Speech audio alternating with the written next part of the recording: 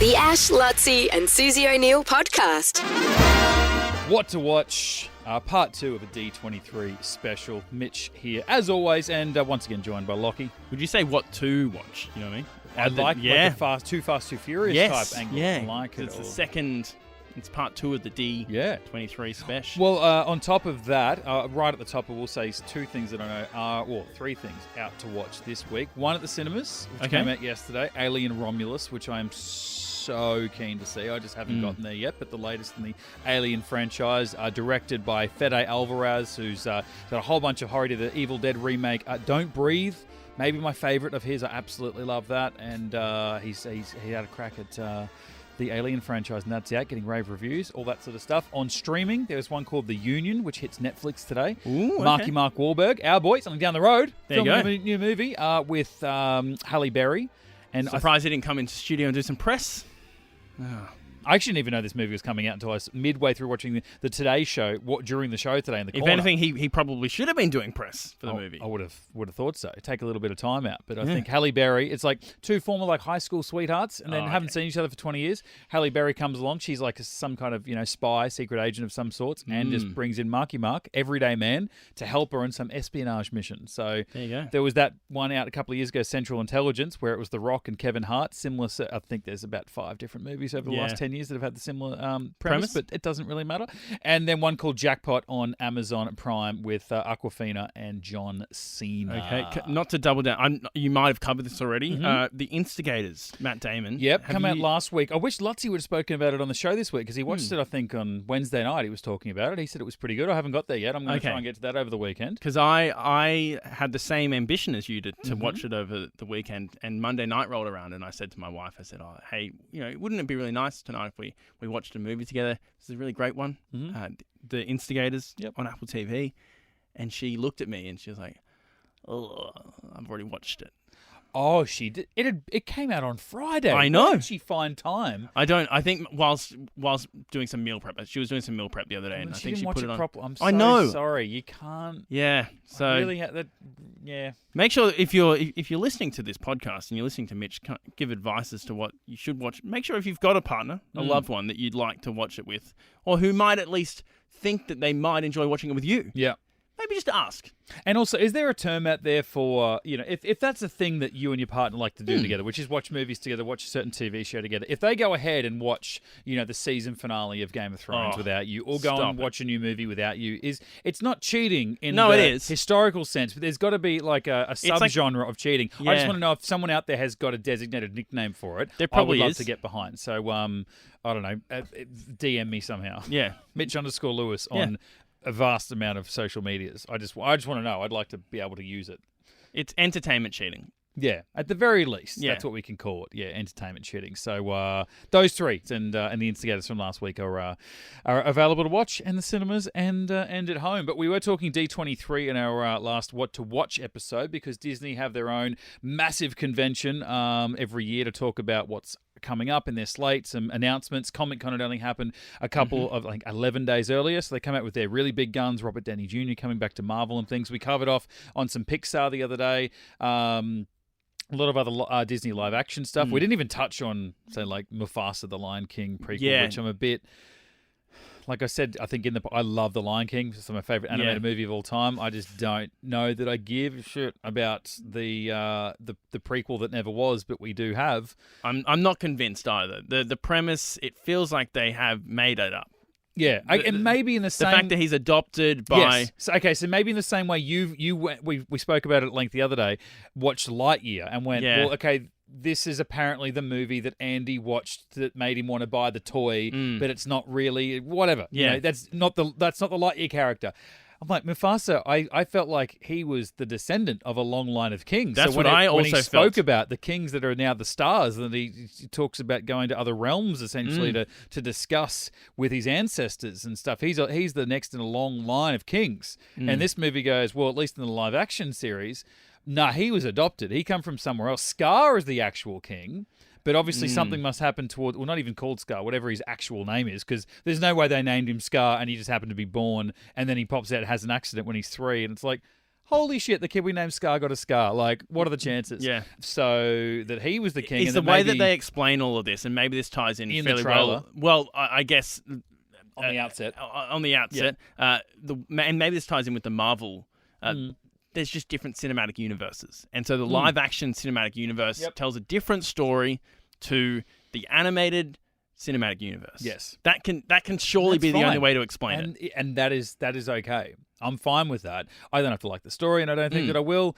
And still, it's live action, which is it though, because everything is CG, because there are no humans in here, but it's pretending to be photo. No, those animals are real, Mitch. I will still refer to it as live action. Yeah. You know, David Attenborough actually directed the. Oh, wouldn't that be great? Was DOP. Look, you know, side quest for a little bit, but you know, they're blowing up, and it's been happening for years with the Screen Actors Guild and all that stuff, trying to fight AI and you know, copying someone's likeness and voice and all that other stuff. Yeah. And there are other people, either estates or people that are still alive, selling off their rights at the moment to use their voice in future projects and whatnot. And them saying, well, this is the death of, you know, honest work and blah, blah, blah, taking people's rights. I'm like, can we work out a nice legal and morally okay way to have David Attenborough narrate documentaries forever? Like, at least for the end of my lifetime, and hopefully I'm still kicking around to the end of, like, for Attenborough's at like 96, 97 at the moment. I'd love to get to that age. So for at least the next 60-odd years, I would like to watch a nature documentary, a space documentary, and just have David Attenborough narrating it, even though he has, not yet, hopefully sticks around for a long time still, but he's not going to be around forever. But I want his voice to be around, so can we keep that? Two things I have on that. I think firstly, I think that surely he has done enough work in his lifetime. They can sample? Well, yeah, one to sample. We can let him rest. I think surely he's done so much stuff that we probably could start repurposing some of the... Oh, yeah. Because how many times does he need to say, the hyena is outpacing the small goat? Yeah. I don't like it. Can we paste together really bad editing and be like, and look at the size of the teeth on this crocodile? Yeah, you know, like he clearly Married at First Sight, like that style of where they take things out of context. Yeah, we could do that. The second thing I have on that, I'm not sure whether this happens to you too. Mm-hmm. Sometimes when I'm scrolling through whichever social feed I'm scrolling through, I will just see David Attenborough, and your heart skips. Your heart skips. You go, oh my goodness, is today the day? Yeah. And then the headline's always like, is doing a new project, and it's like, sons of bitches. You know exactly what you were doing. You baited me. Yeah. The world was shocked with this David Attenborough especially news, when it's a black and white photo as well. It's like you're not allowed to do that. You David can't Attenborough post. shares heartbreaking news. Yeah. And it's like, oh no, and you open it up, it's like the 96-year-old has found a species of turtle that's about to go extinct. You're like, God damn it! I mean, fine, I've done what the turtle. That is heartbreaking news, but you can't post black and white photos of David Attenborough. That's the new rule. Of anybody. Yeah, until the sad day comes, there should be no black and white photos of the man. Elon, do something we can fix the internet where just anytime someone posts a picture, it automatically goes to color. Yeah. Until... That should be what AI should be used for, is taking black and white photos of David Attenborough that are like bait type, and then making them color so everyone goes, everything's fine. Yeah, Terminator, but it had a really nice ending.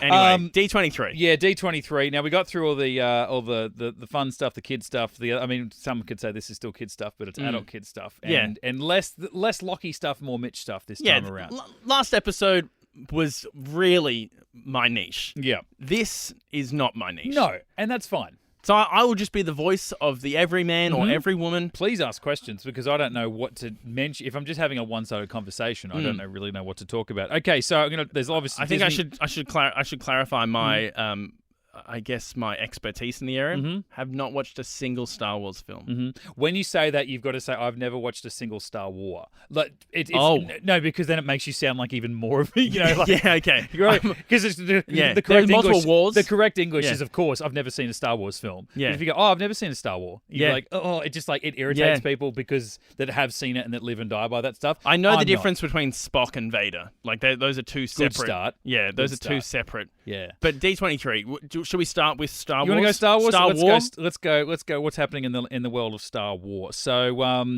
a lot of this stuff isn't online yet. Okay. So you can find it on Twitter where someone's filmed it from the back corner of the room, which they shouldn't have done. But I sure sat down and tried to listen to it, through the dodgy speakers recorded into an iPhone, to see this sort of stuff. There was a lot of trailers being released, and one is a movie that is coming out, which I'm sure even you, never having seen a Star Wars, are aware of the TV show The Mandalorian. Yes, right? With Baby Yoda. I'm aware. That's his name. I'm aware. But they've got a movie coming out, The Mandalorian and Grogu, which is the actual name of Baby Yoda. Sure. It's a weird choice that they've had 3 TV series so far that all have, I think they're not 8, there might be 10 episodes, whatever they are, about this guy. So we've had 30, episodes, somewhere between 20 and 30 hours of this guy's story already. Since episode 1, I've had little Baby Yoda walking around. And then if we never saw those characters again based on what they did at the end of season 3, great. If they have season 4, you'd be like, yep, I want to see the next. It could go either way. I didn't, and I live and breathe information on this sort of stuff to a point, Lachie, that would embarrass me even in front of you. To admit, I had no idea they were even filming this movie yet. Sure. And they played a 2.5-3 minute trailer for the film, or at least some cut up footage that made it look like a trailer. And it looks pretty great. It looks like what you would want. All the, if we're going to take a 10-episode TV series where there's a lot of walking, a lot of talking, we've got to make it a 2-hour worth of your time to go and spend $20 on a ticket. Let's give you all the action. That's what they've cut up. That's what they're giving you. And it looks pretty good. So, can I ask, is it an original story, or are they delving into some stuff that you could watch in the similar timeline to what you'd watch in the TV series? Yeah, it'd be set straight after that. It'd just be their next adventure. Okay. I imagine if they're smart, they would have to make it so that you could go and watch it without having seen the TV show. Okay. You shouldn't have to do that. Every movie should stand on its own. I feel about that. I mean, at risk of taking this off Star Wars. No. I don't know if you know this. I watched Endgame. Mm-hmm. Is that the part 2? It was the the culmination. Yeah. I watched Endgame without seeing anything, any Marvel, MCU. I'd seen here and there, an Iron Man. I'd seen a couple of things. I was familiar with the characters, but because what was the one right before Endgame? Infinity War. As far as Avengers go. Yeah. I watched Endgame, and my brother was so mad at me. He was livid. He was like, "What do you mean you're not going to watch Infinity War?" And I was like, if a movie's good enough, I should be able to pick up on context clues. Yeah. And he hated me for that. It is like every feels movie... like a danger, though, with Marvel movies. They start cross-referencing. The fact that certain fans of these, and I agree with them, look at that movie franchise as a giant TV series. They're just different episodes focusing on different characters. I can see that. And you, for the most part, it's pretty good to have had an idea of what happened in the last 15 films, but if you don't, you could watch a 5-minute YouTube video and catch up on the little bits and pieces. Every movie's its own adventure. To be fair, I think that is what I did. Endgame is its own film, as is in Infinity War that came before it, but they kind of also are a part 1, part 2 of one story. So that would have been a challenge for you, because it's like, and now, because time travel's involved, we're going to throw back to that movie from 2012 and show you why that matters in a different context, and you're just like, okay, cool. I get it from what I'm seeing. I don't get it from watching these movies for 7 years. I will say that my viewing experience probably wasn't as good as it could have been, because I had missed all the other stuff, but still possible to watch. And so you're saying that this Mandalorian movie is the same? Yeah, I would think that would be the smart idea, is that, I mean, one, if you make it and you don't reference things to a very important level, the TV series, what are you going to do? You're going to have someone like you who might go and watch it and go, you know what, I've never seen a Star Wars, but that in itself, that's pretty fun. I might go back and watch Mandalorian and just see if I like Star Wars under the banner of these characters. And that might be what they do. They want you to get that Disney Plus subscription and pay you, $10 a month ongoing, and hopefully then through that you might watch one of the Star Wars movies, and I might pick up the animated show that goes for 7 seasons and keep you around. So I think that's a smart choice, because I imagine in billion people, let's say, like, very generously, 1 billion people have seen Star Wars and are fans. Like that's a very generous number. Yes, that would then leave 6 billion people who haven't seen the Star Wars movie, and they want them 6 billion. Exactly. If you catered a movie just to the 1 billion instead of the potentially all 7 billion, but then gave the 1 billion some stuff that they'll absolutely love. Yeah. then I feel like that would make sense. You're not going to make a movie just for a small. At least Disney aren't going to be. No, and you don't want to only make it for the six that haven't and repeat information for one. So they're caught in between a rock and a hard place. But I think the smart idea would be have it be a sequel to the stuff you've seen before, but also. And I'll touch on this with some of the Marvel stuff later, but also, make it for new watchers, something that they can just come in and pick up from. So, Mitch, I've heard that there were some Star Wars fans who weren't actually super happy with a lot of the announcements or lack thereof at D23. Some rumors that they're kind of withholding some stuff as I read right now off my phone because I don't know. What have you got? Because I haven't heard as much around it. This is the summary of this article on Screen Rant. Star Wars disappointed fans at D23 with minimal new announcements, but leaving many hungry for more exclusive updates, despite 2 trailers, so obviously one that you've just referenced there, and some minor details. Yeah. Most information shared was already known, leading to a sense of anticipation without reward. Lucasfilm likely held back major reveals for Star Wars Celebration 2025. So I don't know what it seems like. It's a big. Yeah, you've got like Comic-Con and where all the Disney stuff, they'll come and feature and they'll get a couple of hours to themselves. And then they've got D23, which is all the Disney stuff ever. And then you've got Star Wars Celebration, which is just... and it's a big fan thing. They'll bring in actors from old movies just to come in and do... around then. I don't think they have it specifically on May, but it's around that sort of time of the year, I think. And it moves around the world too. Oh, cool. So that'll be coming up. But also they had a series come out over the last couple of months called The Acolyte, and that was mixed, to say the least, as far as its reception goes. I still haven't finished it because the season finale was on the same night as Origin 3, and so I couldn't watch it that day. And somewhere in the last 5 weeks... 2 of your biggest loves. I know. What do I do? Well, I choose football, obviously. Yes. You can't not watch live sport. You can't go back after, Queensland lost 14-4, did they? I'll just go back and I'll watch the game and see what happened. Yeah. Watch the KO mini. Yeah. I'd rather sacrifice hearing spoilers about the TV show, which, for the last 5 weeks I've managed to avoid for the most part. So I keep saying I'll get there, and I will. But that was a lot of Star Wars. They were trying something different, and a lot of fans, whether they be hardcore Star Wars fans or newcomers that don't like it, I think were very online vicious towards this show. And I think it maybe has given them cold feet to either maybe share a lot of stuff that they've got coming up that they haven't already announced, or... I don't know what else it would be, because they've got one other trailer they've released called The Skeleton Crew, which is... And okay, George Lucas, the guy who created Star Wars, you ask him and he says, Star Wars, I made it for 12-year-old boys. Like, that's the core audience for the 1977 original. And you go back and watch it now and you go, that's maybe the 12-year-old boy audience in 77, probably different to now, because it's probably a bit slower and a bit more adult. But that was the key core audience for it.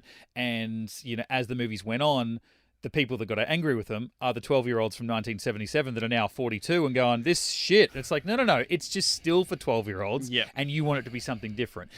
Anyway, this new show is about a cast of younger characters. They call it an Amblin style. So your E.T., your Goonies, that sort of style of Steven Spielberg-inspired or directed movies of the mid to late 80s style of film. And it's about this young crew, I think, find an old ship, get in it, and it basically takes off, and they're kind of lost in the galaxy a little bit, trying to find their way home. They come across Jude Law's character, because Jude Law is in this as seemingly the only main adult, and he is a Jedi. And it's set, I think, around about the same time as the Mandalorian sort of action. A lot of the TV series that they've got coming out at the moment, short of The Acolyte, that sort of time frame, which means only stuff to Star Wars fans, not Lachie. But it does look very kid friendly. But I mean, they're trying to make a show for one person, make a show for another. They write books for certain people. They've got young adult books, they've got very adult books, they've got comic books. It's just, I'm not offended by it, but I mean, go on Twitter and hashtag The Acolyte, Lachie, and you will open up a very dark corner of the internet and hate that should be just, hey guys, we're talking about space wizards. It sounds like it's not Acolyte. It sounds like it's Akadark.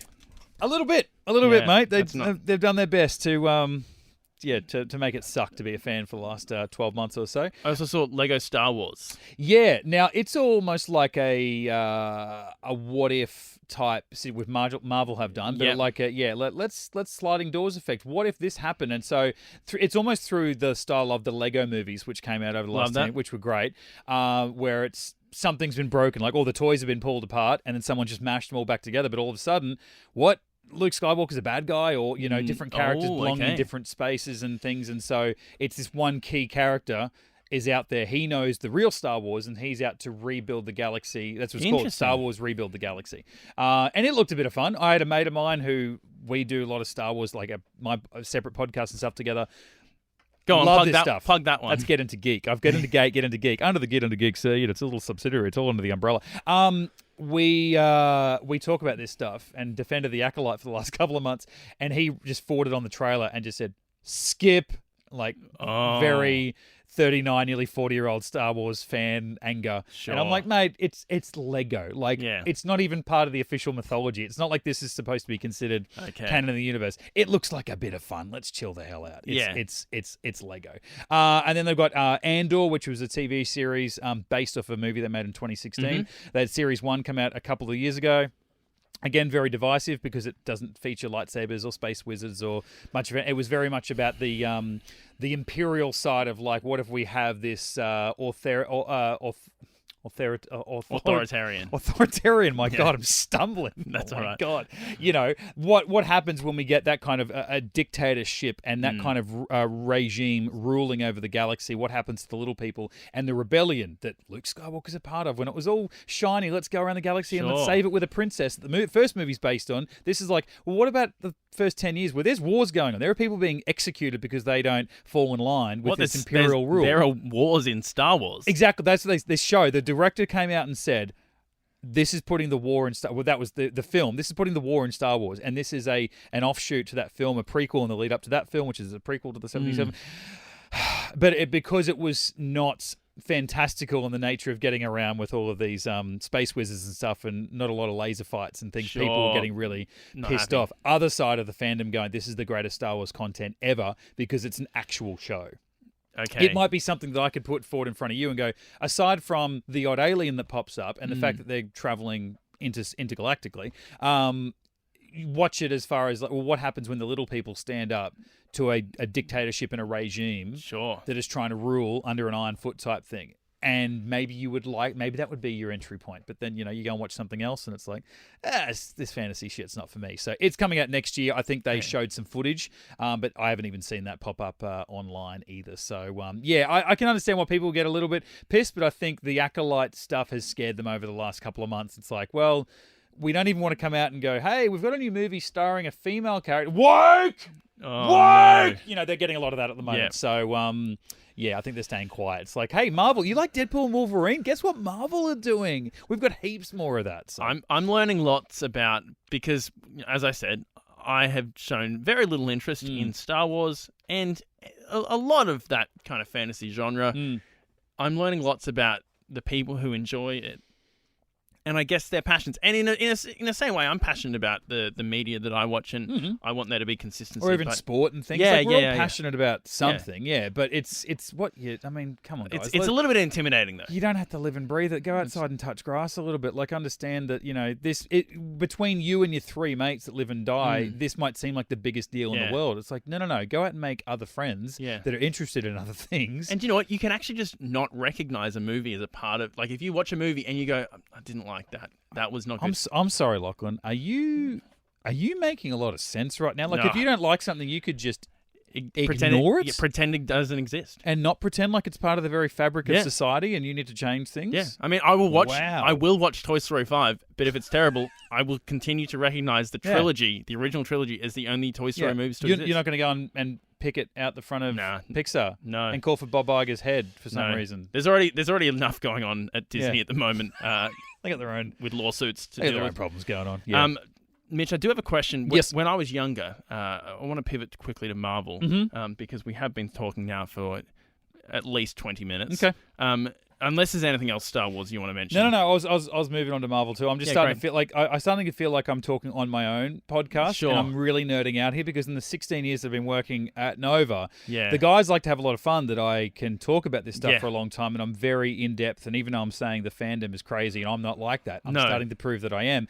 But I even like to rein it in on air and pretend like they don't know how bad I am. And now that I've got a podcast outlet within the Ash Lachie and Susie O'Neill podcast feed, it's like, oh wow, he is like they thought he might have been. Yeah. But I think most people who enjoy, like, you find your people and you go, hey, actually, I can also nerd about this. And you know what? If you don't like this, they've already skipped. And that's fine. Or they haven't even listened to this. That or they're at the front talking to Jesse at reception going, I need to speak to Mitchell and tell him what an arse he is. Exactly. You know? So, I mean, the Ashton Lutz will nerd out, and yourself included, will nerd out about rugby league and could do an hour-long rugby league podcast and talk about it. Happily. There's a reason you click on this podcast, and so I think that's a good thing. Yep. I want to pivot to Marvel because when I was younger, I was given Fantastic Four, the one starring Jessica Alba. Yep. The one I can't remember who played Mr. Fantastic. Young Griffith.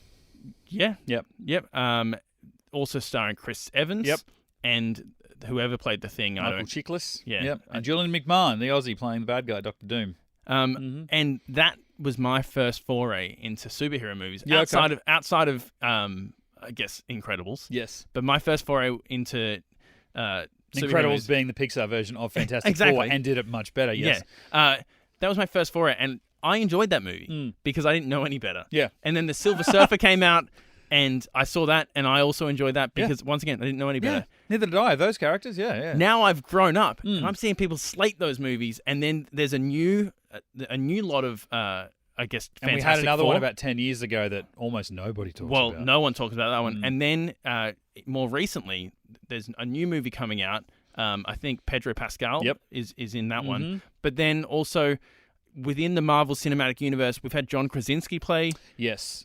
So explain to me okay, what the heck is going on. I can understand that they try and reason things with, I guess it's different timelines, multiverses. Alternate universes and stuff. Yeah. Different people can play different characters. Yeah. But explain to me, what is going on?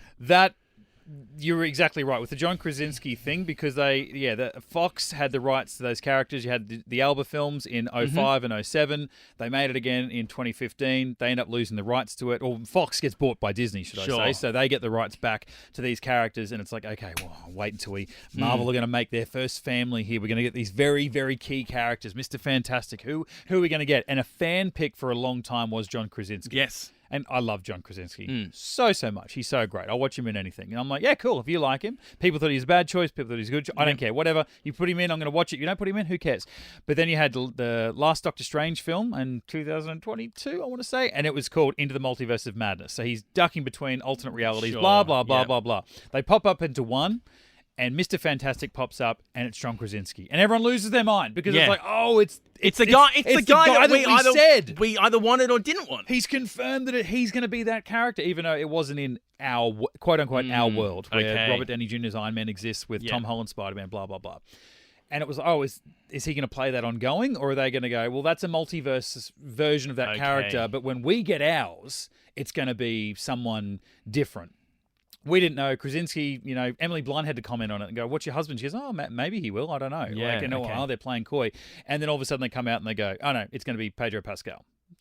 Okay, cool. Yeah, sweet. He's ours. No. That movie is actually going to be itself based in another universe. I think it's set in the 60s, but almost like that Disney film Tomorrowland. It's like, what if we, there's that world, whatever that was like an alternate reality or mirror universe or whatever they go to, where it was like, what if the technological race and achievements happened 50, 60 years ago? What would that world look like now? And that's kind of what that movie is with Pedro Pascal and so is that the Fantastic Four first steps? Yeah. Okay. So it's going to be I think in another reality universe, whatever, whether they'll just come and visit, whether they'll be merged into our world or something, because I kind of like them all in the same sandbox, but it's looking like that Tomorrowland style where everything's a little bit more fantastical and things, and it just happens to be set in the 60s, so they can have a little bit of fun with I guess that aesthetic or something. It is just a multiversal thing, which Pedro Pascal being cast in that movie I think people are like, well, that guy again? Like, we love him, but he's already the Mandalorian. He's already Joel in The Last of Us. He's already in Game of Thrones. He's already in Wonder Woman. Like, he's in everything. And now you're going to make him one of the key head figures of the MCU for the next 10 to 15 years. Okay, great. Whatever. And I love the guy. Whatever. I don't know. Aesthetically, he doesn't necessarily look like the character, but also, who gives a shit, Like, Sure. let's move on. So that's the answer to that. And same with, I guess, the Robert Downey Jr. casting is that you've seen those films with Jessica Alba, Doctor Doom. Yep. That's what Robert Downey Jr. is coming back as. He just happens to look like Iron Man, and it's like, is it Iron Man gone bad in that world, call himself Doctor Doom, or is he just playing Doctor Doom from another alternate reality, and he just happens to look like our world's Iron Man, so when he comes to fight our heroes, they're all going to be like, oh, that looks like Tony. My mind is being messed because he looks like a friend. I don't know what they're going to do, and I'm still a bit sketchy on that. I think Marvel panicking because, like Star Wars, for the last couple of years, everyone's like, this shit sucks. Yep. Why has that character got their own series? Why are we giving Captain Marvel a sequel? The first one was terrible. Marvel's making all these bad decisions, and they've went, well, you know what we're going to do? Endgame? Remember how much you loved Endgame? We're bringing back the same directors. You like the guy who wrote it? We're bringing him back too. You like Robert Downey Jr.? We're bringing him back. It's like, is his character coming back to life? No, he's going to play another character. It's like, okay, yeah, yes, the character that never shows his face. You're going to bring back that guy and reportedly pay him a lot. Apparently, the directors, the Russo brothers, who did 4 Marvel films, they're getting paid $80 million to direct the next 2 Avengers films. And the reports have only suggested that Robert Downey Jr. is getting, quote, significantly more, end quote, than $80 million. I'm happy to be a body double. But behind the mask. Is he going to only body double for himself? Like, is he coming in to do voice work? No, you're not paying $80 million for a guy, or $80 million plus for a guy to do voice work. He's going to have to take off his mask at some point, and that's going to go against what his character... I don't know. It's a bit sketchy, but the thing is, the people that are hating it now, it's like, we're probably here because of you. Because you were so angry that, a little girl brown character got her own TV series and you weren't happy because Disney was going woke, and you've hated everything new they've done. Sure. Disney have been forced into a corner to go back to what worked. What worked? The Russo brothers, who directed Captain America, The Winter Soldier, arguably people's top 5, if not top 3, top movie.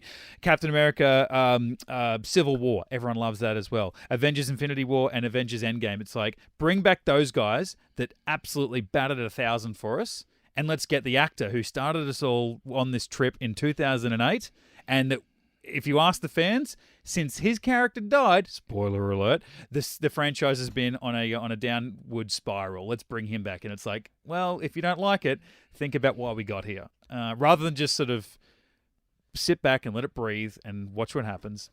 Yeah. I don't know. It's a funny old world, Lachie. It's true. The more I delve into it, the more I get a little bit intimidated. Once again, because I can't say I'm a massive superhero movie. I think this is rather reductionist, but a lot of them are the exact same as one another, just with a different character. That's just my... Well, no, they've got the formula. Yeah. No, and let's establish the character. Oh, the character discovers they've got powers. Oh, no, there's something gone wrong. Oh, then we have a final battle at the end, and it all ends... With a villain that's arguably the mirror version of the hero. Yeah. Same technology, same superpowers and all that sort of stuff. And again, that's the problem too. We get all these origin stories and people go, we're sick of origin stories. And then they give us a movie where the characters have already been developed and they're already doing that. People go, well, how did this all start? I want to see the origin. It's like, what do you want? Yeah. Stupid fans, mate. But I can see why it would be intimidating, and that's why I'm glad that when at least this shared universe franchise stuff started, I was at the right age to start watching these movies. And so I went and see Deadpool and Wolverine, and I get all the references because I've been there since 1998. I was old enough, whereas you weren't born. Here's my proposal. They just delve into different, do the Fantastic Four movies. Don't do any crossover stuff. I mean, if you really want to at some point, fine. They will. And I know they will. I think they've actually confirmed that the Fantastic Four comes out July next year, and those characters will be appearing in the next 2 Avengers films, which are in 2026, 2027. Okay. So they already... But the second movie is called Secret Wars, and in the comics, that is a monster event where it's all these different versions of all these different characters get brought in by Doctor Doom, and it's, whether or not they merge them all at the end, because, Sony had Spider-Man. Yeah. The Fox X-Men characters belong to Fox, who now own Disney, but Disney have only been making films separate to... So it's like, how do we get all these characters into the same world and pretend like they always existed? How do we make vampires a thing when we didn't have the rights to that character when we were started... let's just throw them all to this big multiversal thing. And then some people that are really into this sort of stuff reckon that at the end of Secret Wars, it will reboot the entire franchise and they'll be able to start and maybe cast some new upstart That's all I want. As an Iron Man. So maybe that come is all 2028, Lachie, you will be able to walk in and watch one movie and it will be the start of an entirely new continuity. Honestly, I would have, knowing nothing about the comic books, knowing, like, people might listen to this and die inside. After Endgame, just reset.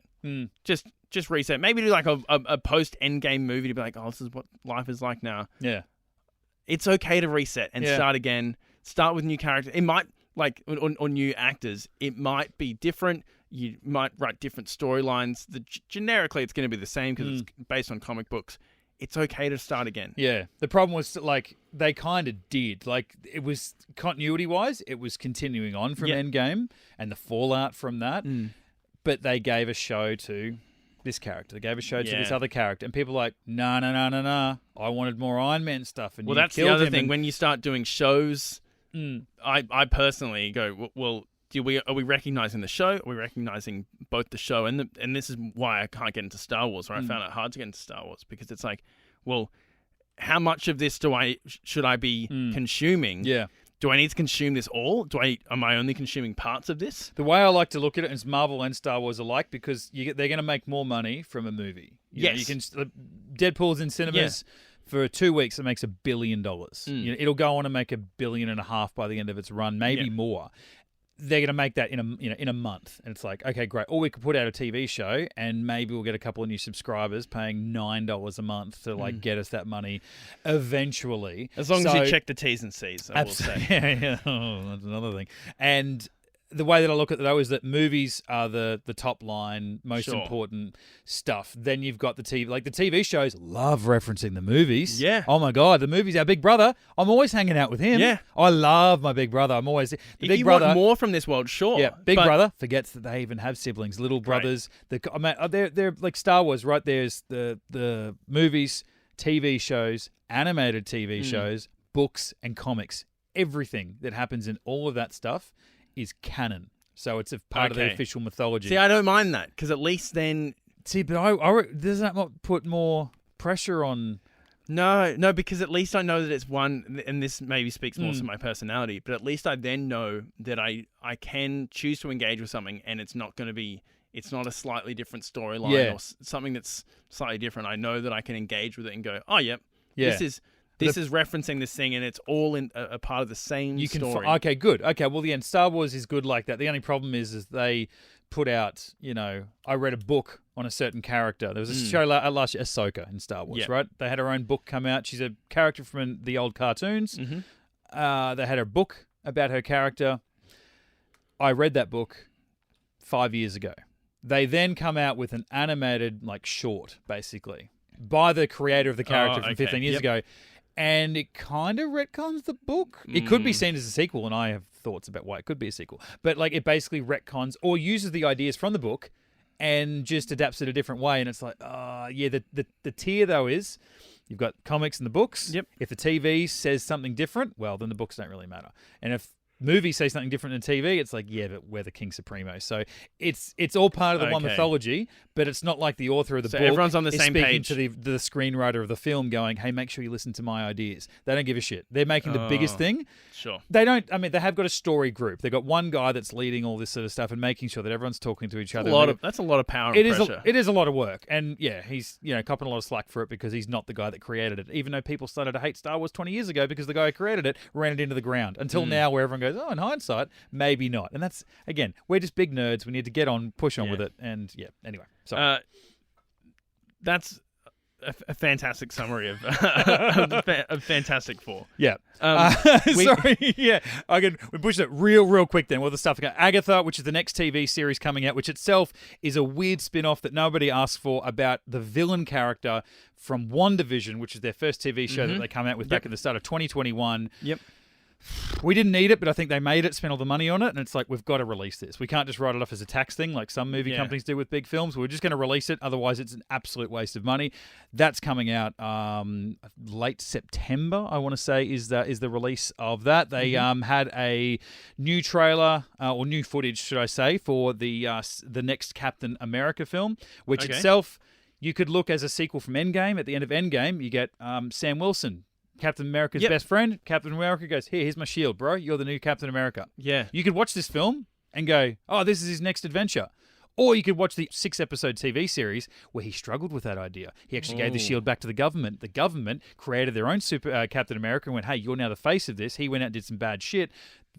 Our Captain America didn't like that, went and took the shield back to go, no, this is what the shield stands for, and accepted his destiny to become the new at the end of it. You could skip that 6 hours of television and watch this new movie and push on. Daredevil, a Netflix series, part of it was 5 or 6 different Netflix series that were began nearly 10 years ago when Netflix owned the rights to certain characters. Yep. They then sold the rights or lost them back to Marvel. Daredevil was probably the biggest one of it all. They had 3 seasons of that. It's brilliant. I love the actors that have been a part of it. The guy who played Daredevil featured in Spider-Man as the Daredevil character, the last Spider-Man film. Yep. They've got their own TV show coming out called Daredevil Born Again, and everyone's like, is it going to follow on from the Netflix stuff? Because if you do, if I tell Lachie, hey, watch this new show, it's great, and you go, cool, do I have to watch the old ones? I'm like, oh yeah, you have to go and watch 39 episodes of TV. You're going to be like, not Absolutely for me, mate. Not. Yeah, and all the spin-offs that came out of that. They've said, yes, it will be based after that other stuff, but it's also, you can push on and probably they'll tell you everything that you need to know. Noticed Black Panther is getting a TV series. Black Panther Wakanda Forever was the last film, and then we've got Black Panther Eyes of Wakanda is an animated show, but it's still part of the canon. And it's only like a 4-episode little mini-series, but being put together by the guy who's written and directed the first 2 films. In the last Black Panther film, you had a character called Riri Williams, who was playing a character called Ironheart, or at least that was her. Riri Williams is the alter ego to Ironheart, which is basically a young girl who almost assumes the mantle of Iron Man in a sense that she creates her own stuff. She's super smart. She was like a prodigy of his or whatever. So it's like her own series, which again was made after the movie came out at the back end of 2022, I think that came out, or the end of 2021, whatever. They've had that shelved for years, and it's finally coming out next year as well. Oh, What If? Yeah. Yep. Season 3 of What If, their animated show, which is, again, you could look at it and go, it's absolutely canon, but it's also not. It's also Aussie for travel. That's kind of the point. So, more What If. There's another one coming out called Friendly Neighborhood Spider-Man, which is, I don't think, canon, or you could look at it as a multiversal thing or whatever. It's just a new animated Spider-Man. First season of What If, there was 1 episode, Marvel Zombies, which is a popular sort of comic line within Marvel superheroes. And post zombie apocalypse, half the superheroes are turned into zombies. Everyone trying to survive that, blah, blah, blah. They're actually giving it its own mini series. And X-Men 97, which is such an iconic Marvel cartoon from the mid to late 90s. It came back with style this year, X-Men 97. It's getting its 2nd season coming out next year as well. Wow. And, comprehensive. We really had to push through once I, went real nerd 5000 on there for a while. That's I'm fine. not even sure what made the final edit, mate. I'm sure I've spliced a fair bit of this out, but know that Lachie has had to sit here and punish his way through that. So. No, you make it sound like that was not interesting to listen to. I enjoy hearing what you're passionate about. Look, anyone who's made it this far is because they are interested in it. But you who said to me, hey, do you want to do the second part of our D23 breakdown, probably thought, I'll be out of there in 12 minutes. No, I knew... Lachie, you thought you were passionate about Pixar and some of its I knew it was going to take a little bit longer than 12 minutes. I'm so sorry. No, it's fine. Yeah. I'm glad that the people who have definitely listened this far are probably listening for one of 2 reasons. They want to hear the things that I say and kind of laugh at them and the questions that I might have. Or they actually just want to hear your opinion.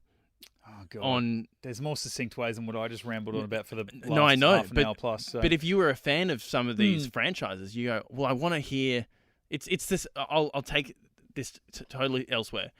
I'm a massive fan of Ange Postecoglou, who was a former Socceroos coach, who's now managing at Tottenham. I will go and watch videos of different people all across the internet just giving their thoughts on the way that Ange is managing that team heading into the new Premier League season, which kicks off this weekend. Now, oh, really? Wow. Yep. Now, I already know, like I have a general idea Yeah. of how things are going, but I just want to hear different people's opinions on it. Yeah. And that's, I think, the purpose of this podcast, at least this episode, is to hear your thoughts on the announcements off the back of If D23. you happen to come to the Ash Lachie, Susie O'Neill podcast and go, you know what, geez, I hope there's a real niche, like, nerd chapter of this podcast. There'd be people who listen. Yeah, I know, we're out there. But no, I get it. And if anything, it's because I really wanted to come in, 3 weeks ago when I saw Deadpool and Wolverine as a premiere event, and I wanted to come in here with my mate that I do all my my podcasts with. And Your go, hey, non-Ash Lutz and Susie O'Neill podcast. He's a former, yes, he's my non-Ash Lachie and Susie O'Neill podcast, but former Ash Lachie, Susie O'Neill, well, kind of a producer at times, High Pitch Matty, and come in and record a review that night and just sort of unleash and really go in depth on the movie. And we haven't done that yet. And since then, we've had Comic-Con, we've had D23. Sure. 2 days ago, we had a trailer for a movie called Kraven the Hunter, which is a Spider-Man villain played by Aaron Taylor Johnson, which was supposed to come out last December, got pushed back to this December. And we had Madam Web earlier this year. Everyone I still haven't seen that. Everyone said it's such a piece of shit. We had Morbius with Jared Leto a couple of years ago, another Spider-Man villain. Everyone said that was a piece of shit. And everyone's expecting it to be awful as well. I still haven't seen the trailer. So when I do, it'll just be another thing added onto all these other things over the last 3 weeks that I've wanted to talk about around Marvel with my Marvel buddy, and I haven't been able to. Okay. So here you are, opposite of me with a microphone in front of you, and I'm just like, you're it, buddy. I'm held hostage. You're here, baby. Lock the doors, please. Can I ask you to finish this off? You're talking about how long your list is, your what to watch list. I think it's only fair on this podcast, the what to watch. How long is that list? How many hours? I couldn't tell you. I honestly couldn't tell you. I remember at one stage. Do you have like do you have a system? Do you have like an IMDb? No. That's a feature. It's just a fun thing I say to people when they go, "Have you seen this?" I go, "Oh, it's on the list." Okay. I don't have a list because you do know that's a feature on IMDb, and I'm sure there's other places that you can have a watch list and add stuff to your watch list. I will say, if you are listening this far, it's because you're a movie, TV, superhero nerd or whatever. Letterboxd is a great app. It's social media for film nerds, really, and I'm sure you'll be able to do it on that. But I should start using the IMDb one at the very least. But we should, at least for this podcast, we should set up an Ash Lutzy and Susie O'Neill letterbox anytime they do a recommendation station. We should, because Lutzy this week, like I said, he saw The Instigators, didn't talk about it. Last night, as of recording this, he went and saw Deadpool and Wolverine. Yeah. And I thought, he's at least going to mention it to me off air, and he didn't. And maybe he knew if I mention this to Mitch off air, there's a chance we have to speak about it on air, because I was filling in for Buzz pressing the buttons. And if anything, Lachie, you and Alicia asked me to do this. So the fact that you've been stuck here for a combined hour and 15 minutes over the last 2 days talking about D23, it's your own fault, mate. Hey, I'm happy, and what I can say when I leave this room and they go, "Where have you been for the last hour and a half?" Just say the words, "I asked Mitch about Star Wars," and just leave it at that. Well, at least we can say that there was a takeaway. We could be getting a new social media platform that the guys will have presence on out of it. And I have learnt at least a little bit, like 1% of all there is to know about Star Wars. Probably even less than 1%. I'm always here for when you don't want to ask that question. Thanks for listening to this D23 comprehensive wrap. Maybe slightly more comprehensive than the Pixar Walt Disney Animation I'm so sorry. Studio. I'm going to cut the side guts out of this thing. No worries. I'm going to make it 11 minutes. And then when the people listen to it and they hear that 12-minute reference, they go, it wasn't even that long. What's he talking about? Yeah. Funny. Thanks so much for listening. And more Ash Lutz and Susie O'Neill next week. The Ash, Lutzy and Susie O'Neill podcast is a Nova podcast. For more great comedy shows like this, head to novapodcasts.com.au.